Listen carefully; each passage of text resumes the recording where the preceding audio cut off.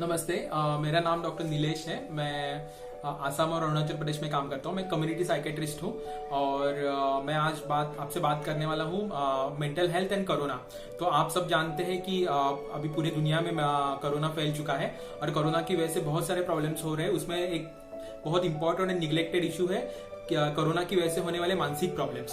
तो कोरोना की जो अभी बहुत सारी गलत इंफॉर्मेशन फैली है या ओवरवेलमिंग बहुत ज्यादा इंफॉर्मेशन फैली है, तो उसकी वजह से हम लोग देख रहे हैं कि बहुत लोगों में मानसिक की कुछ बीमारियां बढ़ रही है। जैसे कि हम देख सकते हैं कि सोशल एंजाइटी, सोशल फोबिया बढ़ रहा है, लोगों को बाहर जाने में डर लग रहा है, या फिर जनरलाइज एंजाइटी डिसऑर्डर जैसे कि हर बार कंटिन्यूस डर लगते रहना, वो बढ़ रहा है।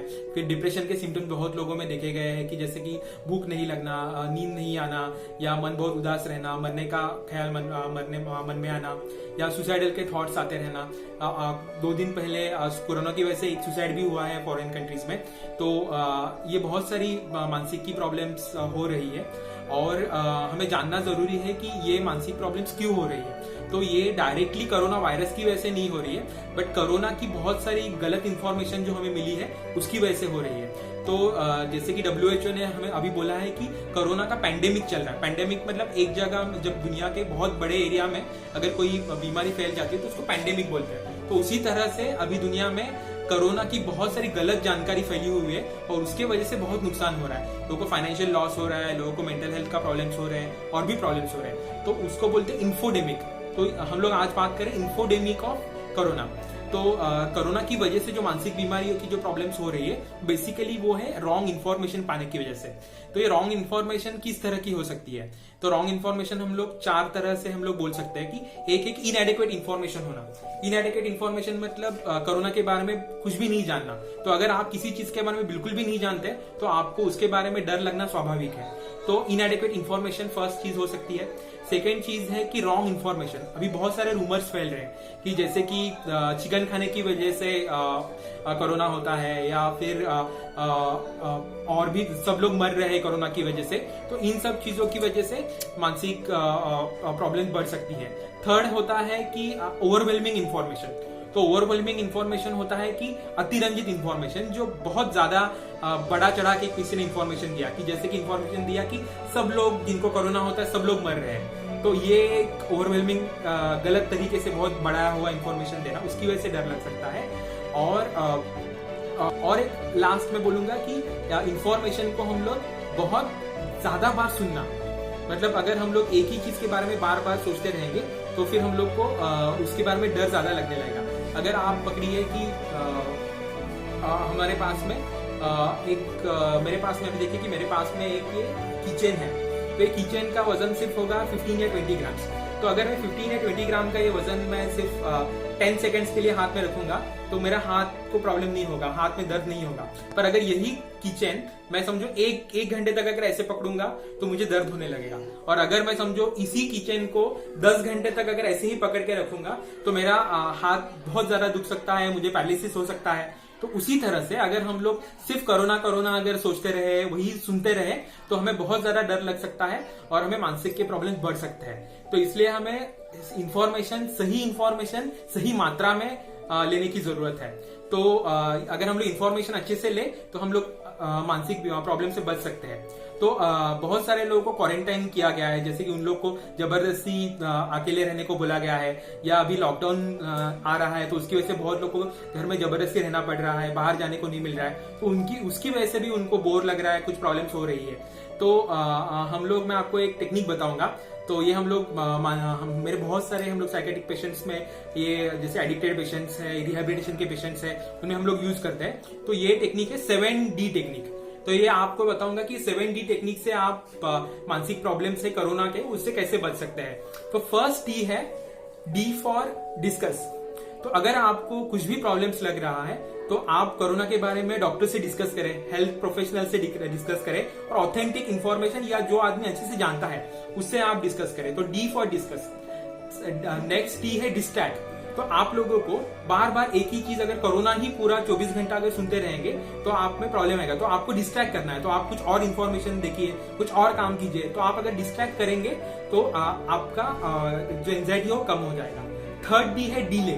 तो बहुत बार अगर हम लोग कुछ भी इंफॉर्मेशन सुनते हैं, कुछ भी चीज नया होता है, तो हम लोग इमीडिएट रिएक्शन देते हैं। तो हम लोग को जो रिएक्शन है डिले करना है। तो ये डिले इसलिए करना है, हम लोग को ऐसे सोचना है कि ठीक अभी ये हुआ है, आगे का आगे देखेंगे, कल देखेंगे, बाद में सोचेंगे।